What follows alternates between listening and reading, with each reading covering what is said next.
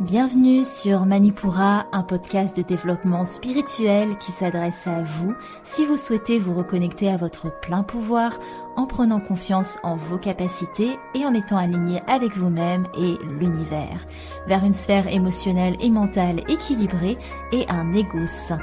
Je suis Amba, yoga thérapeute, énergéticienne, astrologue et ma mission est de vous aider à développer toutes les ressources déjà en vous. À travers des outils comme l'astral yoga, l'énergétique et l'écrit-thérapie, mon objectif est de vous rendre acteur de votre mieux-être et indépendant sur le chemin de votre spiritualité. Je vous souhaite une excellente écoute.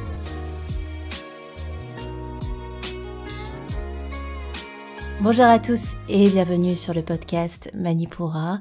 Je suis ravie de vous retrouver aujourd'hui après presque 2 semaines sans épisode et je présente mes excuses parce que mon départ a été un peu précipité. Si vous me suivez sur Instagram, vous savez que j'ai été malade, j'ai perdu ma voix, ce qui évidemment pour une podcasteuse n'est pas très pratique, j'ai mis beaucoup de temps à la récupérer. Finalement, je suis de retour et quel retour parce que vous avez aujourd'hui cet épisode thématique et je sais pas, dans 1 ou 2 jours, vous allez avoir l'épisode de la nouvelle lune en Lion. J'ai été hyper désolée de pas pouvoir vous donner vos tendances astrales pour la pleine lune en Capricorne. J'espère que vous avez survécu, je pense. Je ne suis pas indispensable, mais quand même, ça m'a fait un petit quelque chose de casser le rythme qu'on avait instauré ici pendant 2 ans. Je me rattrape, j'espère que vous ne m'en voulez pas trop.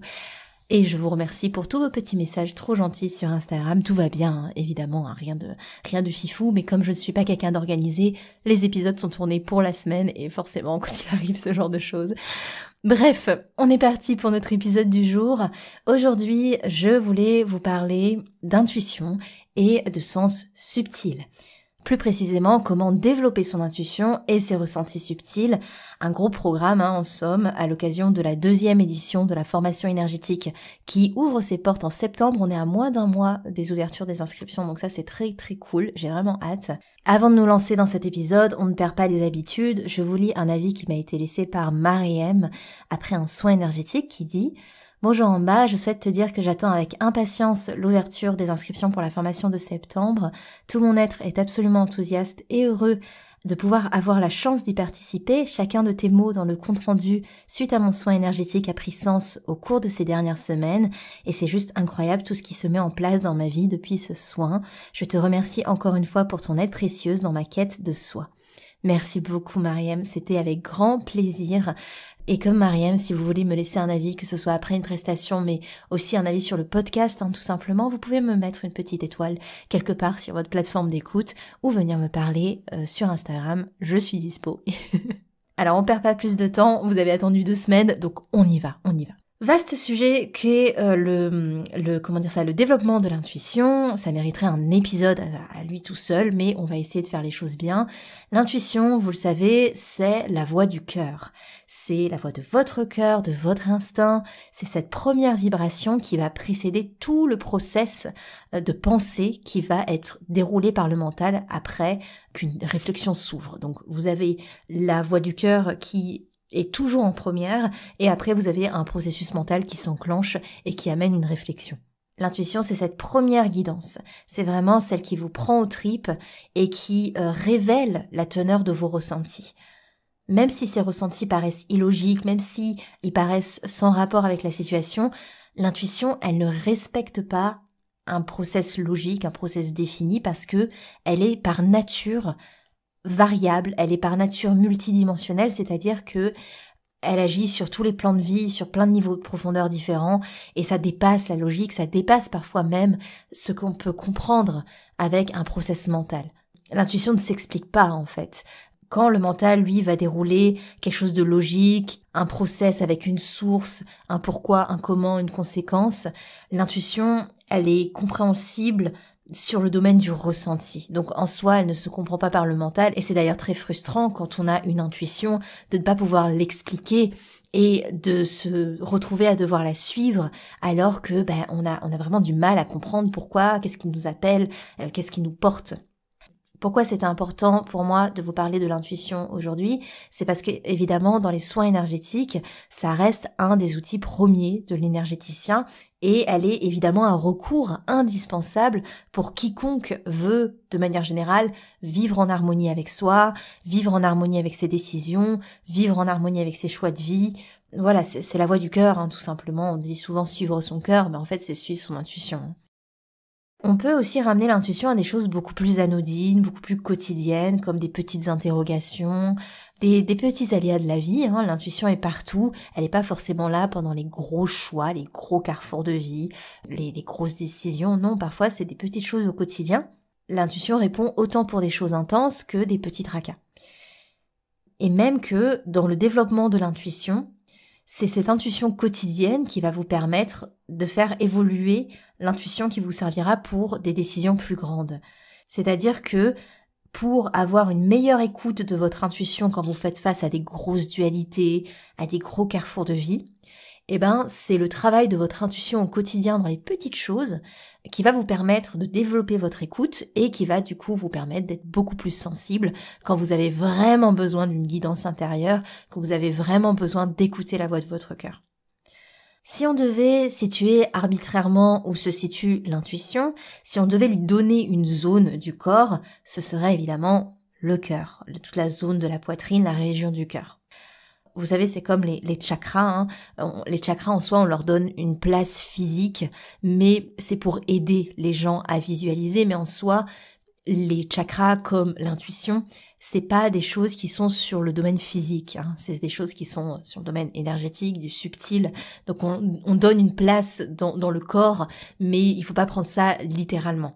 Surtout les chakras, petit aparté, mais les chakras, ils rayonnent tellement que ça ne s'arrête pas au corps, ça s'arrête pas aux limites de notre corps physique. C'est impossible. Hein. Il y a vraiment un rayonnement assez étendu pour chacun d'entre eux. Pour revenir à notre intuition, on peut parfois avoir l'impression de la ressentir dans le ventre. Vous savez, ça nous prend aux tripes. Quand on a une intuition très forte, on a l'impression que ça nous retourne l'estomac presque. Là, quand vous ressentez ça, c'est plus des ressentis qui vont éveiller les peurs de l'ego. L'ego, il se situe dans Manipura Chakra, le chakra de l'individualité. Si on devait placer l'ego quelque part, c'est dans ce chakra de l'individualité qui est Manipura. C'est pour ça que moi, le travail de l'ego, j'adore ça, et c'est pour ça que Manipura s'appelle Manipura, parce que ça fait partie de mes sujets chouchous, si je peux dire. L'intuition, si vous ressentez vraiment quelque chose plutôt dans le ventre, en fait, c'est plutôt l'ego qui se manifeste, et vous avez peut-être activé une peur, et l'ego prend le dessus pour vous aiguiller. Donc bon, c'est assez différent quand même. C'est pas votre guidance intérieure, c'est plus la guidance de vos peurs, si je peux dire. Alors quand je dis peur, ça peut être, c'est les peurs, c'est les dualités, c'est les croyances, voilà, c'est un peu de tout ça. Hein. C'est pas forcément quelque chose de négatif quand vous avez votre ego qui parle, mais en général, c'est pas pour les bonnes raisons. Donc cette intuition, on la localise plutôt dans le cœur, mais on est d'accord que parfois aussi, on peut ressentir l'intuition qui nous traverse dans tout le corps, notamment quand l'intuition a besoin de jouer avec nos capteurs de perception pour que le message soit reçu dans toute son intensité. Par exemple, on va avoir des frissons, on va avoir des mouvements de sursaut, on va avoir un sentiment généralisé d'inconfort. Là, l'intuition nous prend vraiment au corps, hein, c'est vraiment ça. Donc parfois, on peut vraiment la ressentir dans une globalité, même si, encore une fois, le centre de tout ça reste le cœur. Pourquoi j'insiste là-dessus ? Parce que si vous voulez de comprendre que votre intuition prend place dans le cœur, ça va vous permettre, au moment où vous avez besoin de ressentir votre guidance intérieure, ça va vous permettre de placer votre intention dans le cœur et dans la perception qui se passe dans cette région de la poitrine. Et du coup, vous allez vraiment appeler cette intuition, vous allez vraiment appeler ce centre énergétique. Et vous allez pouvoir ressentir si vous vous sentez compressé, si vous sentez que le cœur s'emballe, si vous sentez une expansion d'énergie. Voilà, d'avoir une zone comme ça à laquelle vous référez, à laquelle revenir, ça vous permet déjà de vous centrer dans le cœur, donc ça c'est hyper important. Et ça va vous permettre aussi de localiser, ok, qu'est-ce que je ressens vraiment ça dans le cœur, il y a quelque chose qui se passe, quoi. Par exemple, si vous ressentez de la joie, si vous ressentez un élan, une fulgurance, parce qu'en général, l'intuition, ça agit par fulgurance, hein, c'est quelque chose d'extrêmement rapide, c'est plus rapide que le mental, donc c'est vous dire, parce que votre mental, il est très très rapide pour s'emballer, pour analyser, pour essayer de comprendre, etc., etc., donc c'est même plus rapide que ça. Quand vous avez ces fulgurances inexplicables, cet élan incompréhensible, on est sur un appel du cœur. Si, au contraire, vous sentez que les motivations derrière cette fameuse intuition sont empreintes de peur, sont empreintes de désir, sont empreintes de manque, là, en fait, c'est pas de l'intuition, c'est une vibration de l'ego. Par exemple, vous avez l'intuition qu'il vous faut, je sais pas, par exemple, vous êtes étudiant, vous avez envie de vous engager dans une filière, vous allez ressentir un appel fort que vous ne pouvez pas expliquer avec la logique, mais ça se manifeste. Là, on peut parler d'un appel du cœur. Par contre, si en creusant, vous vous rendez compte que ce qui vous motive réellement, ça va être de pas décevoir vos parents en allant dans cette filière, ou d'accéder au statut que vous permettrait le travail qui suivrait cette filière, là, on n'est plus sur des désirs ou des peurs de l'ego. C'est important de faire la différence. C'est toujours bien de se poser un peu la question parce que, alors déjà, quand c'est l'intuition, il n'y a pas de doute. En général, il n'y a pas de doute. On va douter peut-être sur la confiance qu'on a en nous-mêmes, mais cette voix intérieure, on n'arrive pas à la contrecarrer, on n'arrive pas à la remettre en cause. Elle nous suit, elle est là, elle est ancrée. Mais parfois, on a vraiment cet appel de l'ego avec ses peurs, avec ses désirs. Par exemple, voilà, ne pas décevoir mes parents. Et ben, il y a cette idée de, oui, non, c'est mon intuition qui me dit d'y aller, alors j'y vais. Mais en fait, c'est des peurs qui sont sous-jacentes et qui prennent le pas dans vos prises de décision. Je sais pas si je me fais vraiment comprendre, mais voilà, c'est bien de savoir où prennent source vos motivations et si elles sont inexplicables ou si vous sentez vraiment que c'est un appel qui n'a pas vraiment de logique, bon, on est souvent sur l'intuition. Je dis pas que l'intuition ne peut pas être illogique, mais en général, on se pose même pas la question, en fait. C'est tellement fulgurant qu'on n'a pas le temps de se poser la question. Mallory Malmasson, dans un de ses livres, fait la différence entre attirance et appel. J'aime bien cette différenciation. Entre être attiré et être appelé, la vibration est totalement différente. Et la source aussi de cette vibration est totalement différente. Être attiré, on est sur du désir, on est sur une motivation vibratoire qui peut s'expliquer. Et un appel, c'est quelque chose de tellement spontané, de tellement ouvert, de tellement imprévisible souvent, que là on est sur quelque chose qui ne s'explique pas ou qu'on a du mal à interpréter. Donc là, on parle de l'intuition pour des gros choix de vie, des choses assez importantes. Néanmoins, comme j'ai pu vous le dire, c'est en travaillant votre intuition du quotidien que vous allez entraîner au mieux votre guidance intérieure et que vous allez être plus à même de repérer ce qui est un appel intuitif ou ce qui est une vibration du mental. Par exemple, vous allez, je sais pas, ranger vos affaires. Par exemple, vous rangez une montre, voilà, et vous la mettez dans un endroit nouveau, un endroit où vous l'avez jamais mise avant. De là, vous avez une vibration intérieure qui émerge et qui vous dit, si tu la mets là, tu vas oublier son emplacement, c'est sûr et certain. Puis vous avez le mental qui va reprendre le dessus et qui va dire, bon non, je vais m'en rappeler, c'est bon, là je suis consciente, je la mets là, je vais m'en souvenir, je sais ce que je fais. Eh ben, c'est en suivant ce premier conseil, ce premier élan, que vous allez travailler votre confiance dans votre intuition, dans votre ressenti. Ce n'est pas que vous vous faites pas confiance en vous disant non, je vais jamais m'en rappeler de toute façon. C'est juste que cette guidance intérieure, si elle pop-up dans votre esprit, c'est pas pour rien. C'est que vous savez intérieurement que vous allez peut-être pas avoir la présence mentale de vous en rappeler. Ces petits moments de vie, c'est ça qui construit la confiance que vous donnez à cette voix intérieure au quotidien. Un autre exemple, vous cherchez une place de parking dans un endroit que vous ne connaissez pas et vous avez un appel pour une ruelle. Puis le mental reprend le dessus avant même que vous ayez le temps de vous y engager et vous vous dites non, c'est trop loin, enfin c'est un peu loin si je me gare que là, je vais essayer d'aller un peu plus loin et on verra bien.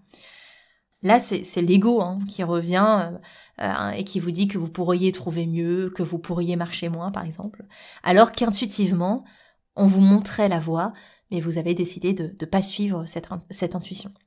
Donc c'est des exemples assez simples, mais c'est pour vous exprimer que le travail de cette intuition au quotidien, c'est ce qui renforce votre sensibilité et votre écoute dans votre guidance intérieure, et ça vous permet d'établir, encore une fois, un lien de confiance qui vous sera très utile lorsque vous avez des plus gros choix de vie à faire, lorsque vous avez vraiment besoin d'une grosse guidance.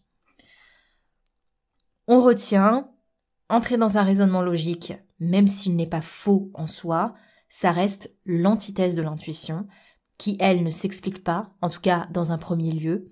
Le raisonnement logique, même s'il peut vous apporter de très belles choses, ça reste un process mental et ce n'est pas votre intuition. Je dis pas qu'il ne faut pas suivre votre logique, mais ce n'est pas une intuition.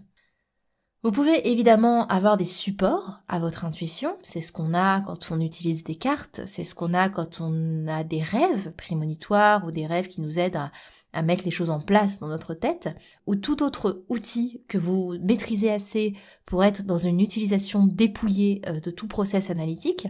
Je dis ça parce que quand on prend un outil en main en général, on a tendance à l'apprivoiser avec le mental, donc on n'a pas cette spontanéité que nous permet la pratique, la maîtrise de cet outil. Donc quand on est dans une maîtrise de l'outil, en général on est beaucoup plus intuitif. On lâche prise sur le comment il faut que je fasse pour utiliser cet outil, quels sont les procédés, on lâche prise là-dessus, c'est intuitif et on a plus de facilité justement à avoir une pratique fluide. Donc les outils que vous maîtrisez, c'est hyper cool pour travailler votre intuition ou lui donner de la place. Ce qui va également aider, c'est de bien vous ancrer. On revient toujours à l'ancrage, c'est quelque chose d'indispensable dans toutes vos pratiques spirituelles dans tous les cas, parce que plus vous vous habitez énergétiquement, plus vous êtes attentif à vos fluctuations énergétiques, face à votre environnement, face à des décisions, face à vous-même. Voilà, ça devient beaucoup plus facile d'être à l'écoute. Si vous avez l'impression de manquer d'intuition, sachez déjà que tout le monde a de l'intuition, ok ? C'est pas quelque chose que vous devez acquérir, c'est déjà là.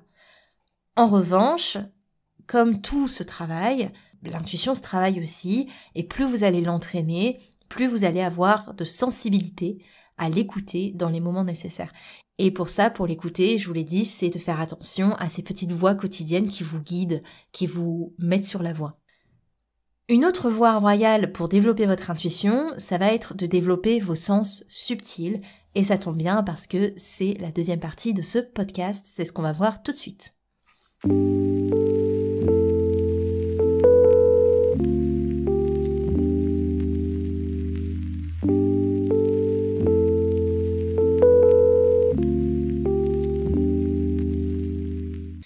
Les sens subtils, c'est tout simplement la version subtile de vos sens naturels, terrestres, matériels.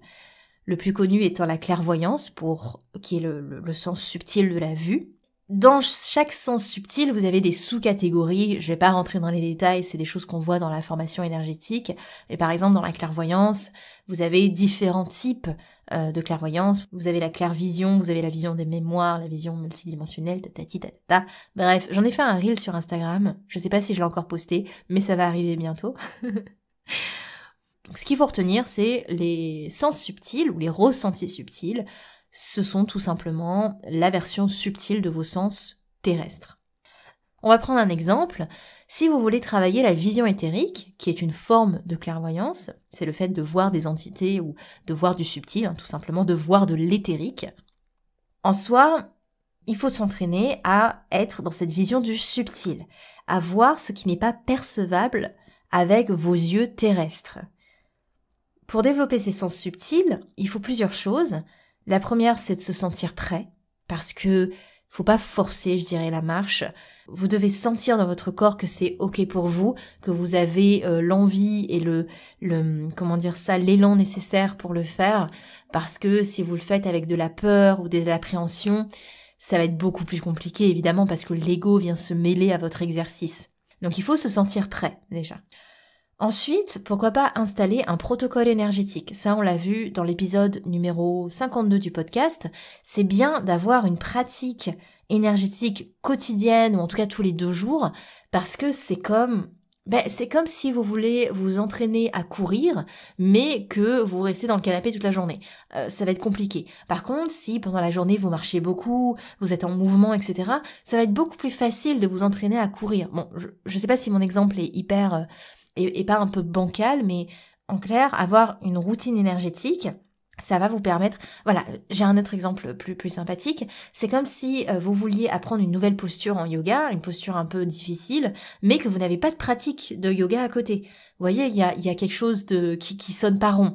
Pour pouvoir pratiquer cette posture un peu difficile, c'est quand même beaucoup mieux d'avoir une pratique de yoga quotidienne ou semi-quotidienne. Bref.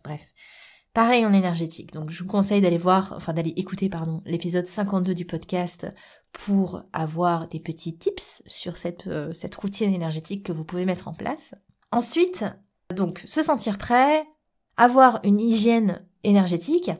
Et la troisième chose, c'est aussi, à mon sens, de se demander pourquoi on souhaite le faire.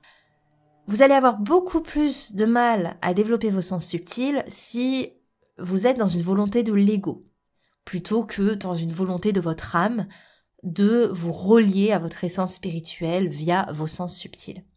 Alors, évidemment, je vous demande pas d'avoir un ego régulé pour travailler vos sens subtils, sinon personne ne les travaillerait, parce que réguler son ego, c'est le travail de toute une vie. Mais voilà, si vous avez beaucoup plus d'ego que de volonté d'âme, la volonté de l'âme, c'est la volonté de se relier au tout, c'est la volonté de ne faire qu'un avec l'univers, c'est la volonté de retrouver votre dimension spirituelle. Voilà, c'est plein de choses, les volontés de l'âme, mais c'est des élans en fait du cœur, encore une fois. Alors que l'ego, ça va plus être ce côté... j'ai envie de développer mes sens subtils parce que c'est trop cool, parce que ça va me permettre de je sais pas moi, de me vanter un petit peu, de montrer ce que je sais faire. Voilà, c'est l'ego. Ça va être plus fastidieux de développer vos sens subtils si vous avez une majorité de motivation tirée de l'ego. Ok, donc ça, c'est dit. Ensuite, gardez en mémoire qu'un sens subtil sera toujours un peu plus intuitif qu'un autre sens subtil pour vous. C'est-à-dire, on n'est pas égaux là-dessus. Vous avez des gens qui vont être plus sensibles à la clairaudience, des gens qui vont être plus sensibles à la clairvoyance, des gens qui vont être plus sensibles au clair ressenti. Vraiment, ça dépend. Parfois, vous en avez 2 de prédilection, parfois qu'un. C'est pas grave en soi. C'est pas vous qui décidez en général, et c'est pas quelque chose de fixe. C'est-à-dire, je le dis aux élèves, faut pas vous étonner si dans 10 ans, la roue tourne et tout d'un coup, c'est un autre sens qui prend le dessus. C'est des choses qui arrivent, hein. Rien n'est fixé, rien n'est imprimé dans le marbre, mais dans tous les cas, ne vous découragez pas et essayez tous les sens subtils pour vous faire une idée avec lequel vous vous sentez le plus confortable à l'instant T, mais n'abandonnez pas au premier essai, hein. Laissez le temps de venir, d'explorer, etc., etc. Pour revenir à notre sens, à notre clairvoyance, et notamment plus particulièrement la vision éthérique, qui est la vision du subtil, de l'éthérique, vous pouvez, par exemple, vous munir d'un mur blanc, comme si vous alliez le prendre avec la main. Bref, vous m'avez compris, vous mettez un mur blanc devant vous, et vous le fixez jusqu'à percevoir, mettez-vous un peu à distance, et essayez de percevoir ce qui n'est pas vraiment là. Je sais que ça peut paraître bizarre, mais c'est cette idée de regarder au-delà de ce que vous pouvez voir. Il faut essayer pour le comprendre, je pense. Si vous voulez, on est entouré à tout moment de plusieurs plans subtils. Il y a beaucoup de choses qui gravitent autour de nous et on n'est jamais vraiment seul au final. Ça m'arrive parfois d'avoir des manifestations subtiles à la maison, par exemple des objets qui tombent. Je sais que c'est pas ma maison qui est hantée ou c'est un truc, voilà.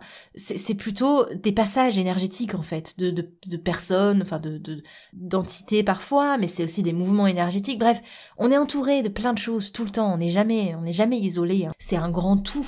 Il n'y a pas de vide, il n'y a pas de néant. Donc, d'avoir cet entraînement de regarder au-delà de ce que vous pouvez vraiment percevoir avec vos yeux terrestres, vous allez commencer à peut-être voir des formes ou voir des densités énergétiques, voir des couleurs, voir des différenciations dans les ombres, etc. Bref, il peut y avoir plein de choses.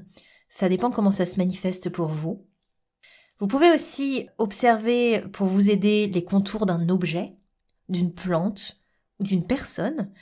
Autour de ce contour, si je peux dire, vous allez apercevoir à un certain moment le champ magnétique de cette personne, de cet objet, qui s'étend autour de ce corps. Et pour certaines personnes sensibles aux couleurs, il est possible aussi que vous voyez des couleurs. Je vous avais mis un reel sur Instagram pour regarder un peu l'aura. Alors évidemment, c'est un reel, donc c'est quelque chose d'assez rapide, mais ça vous donne une petite idée de comment faire. Je vous le mettrai dans la description de l'épisode. Donc ça, c'est pour vous entraîner à la vision éthérique. Il y a plein d'autres manières de le faire, ok. On reste sur un podcast assez rapide, donc je vous en donne une. Les élèves de la formation auront tout à loisir d'explorer ça. Ensuite, imaginons que vous vouliez voir la clairaudience. Alors ça, c'est mon petit chouchou. La clairaudience, ça va être ce qui va... Alors la clairaudience, c'est le sens, de l'ouïe. Hein. C'est le fait d'écouter, enfin d'entendre, le subtil. C'est très pratique pour les guides. Moi, c'est que comme ça, personnellement, que je capte les messages de mes guides. C'est pas des ressentis. Il y a des personnes qui vont ressentir le message de leur guide. Il y a des personnes qui vont les voir. Et il y a des personnes qui vont les entendre. Moi, je suis plutôt dans cette dernière catégorie. Pour cette clairaudience, ce qui est bien, c'est de marcher, par exemple dans la rue ou marcher dans la forêt, j'en sais rien, de marcher. Et d'essayer d'entendre au-delà de l'évident de ce que vous pouvez entendre. D'aller vraiment chercher au loin les sons qui viennent, pas forcément au loin dans la distance, mais vraiment d'aller au-delà des sons les plus évidents qui viennent à vous. Et c'est cette écoute minutieuse et décortiquée de tous les petits éléments qui gravitent autour de vous qui va développer votre clairaudience. Donc c'est un exercice sur la durée à répéter évidemment pour pouvoir observer des résultats. Et d'autres choses que moi je fais souvent, c'est de se poser des questions et de voir ce qui vient directement. Vraiment, vous vous posez une question et voir directement la réponse qui vient. C'est même pas un process mental tellement c'est rapide et fulgurant. C'est même pas le temps de dire la phrase dans votre mental. C'est vous avez la réponse directement. Et moi, je sais que cette réponse directe, c'est mes guides, ou c'est ma guidance intérieure, mon intuition, justement. Donc, vous pouvez aussi vous entraîner à ça.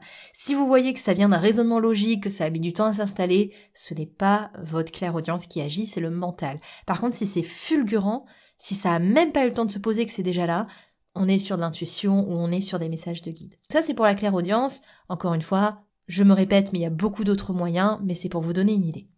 Pour le clair ressenti, donc le fait de ressentir les densités énergétiques, donc le clair ressenti, c'est le toucher, en fait, c'est le sens subtil du toucher.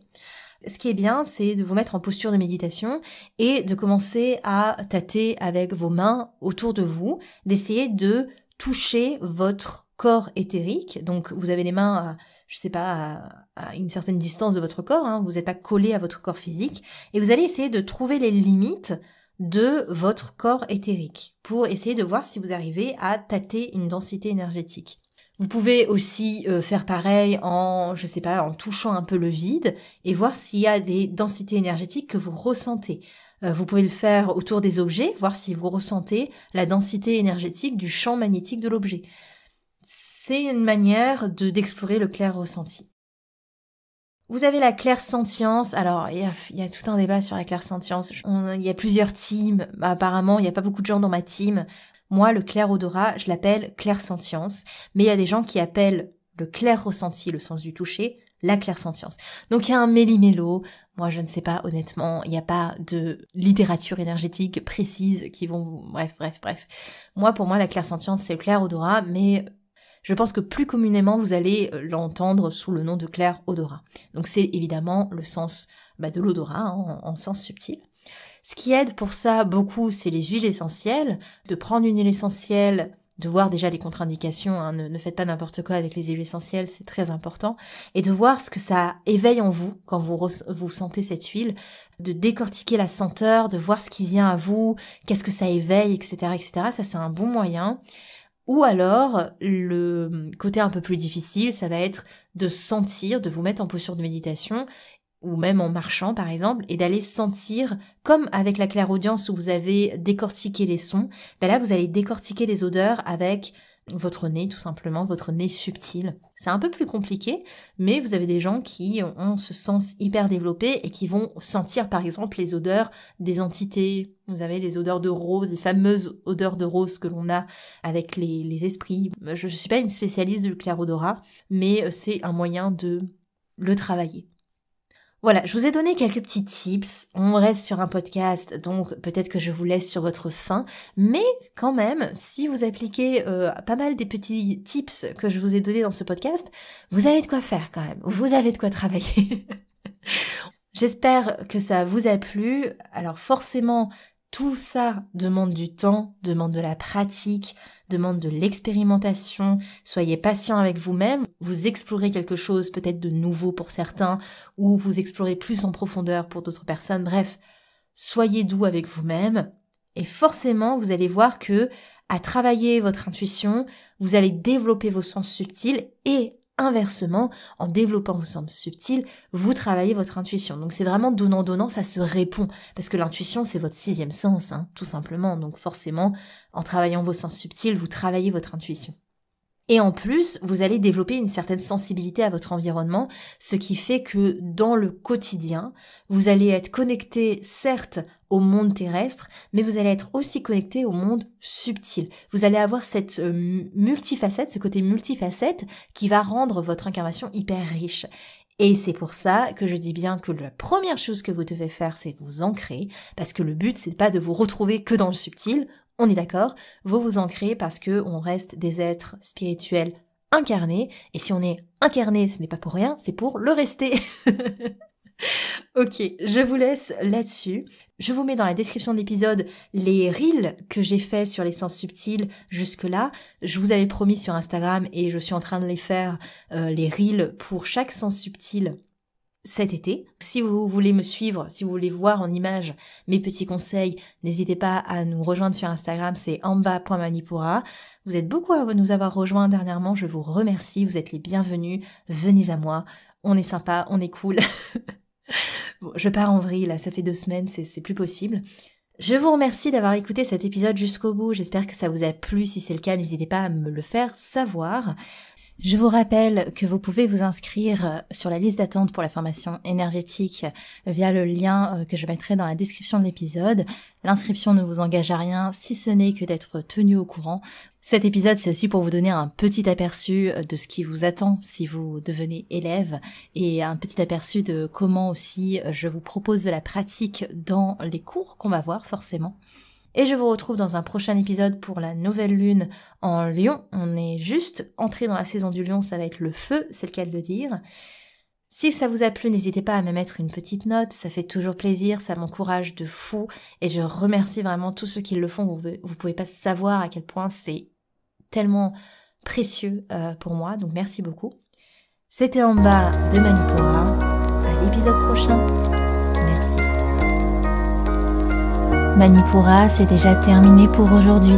Je vous remercie de votre écoute et si cela vous a plu, n'hésitez pas à partager et à laisser un avis sur Apple Podcast ou Spotify. Pour continuer vos explorations en cliquant sur le lien dans la description de l'épisode, vous pouvez télécharger gratuitement tous les e-books Manipura ou faire le quiz « Quel est votre guide astrologique ?» Quant à moi, je vous dis à la prochaine et surtout, prenez bien soin de vous.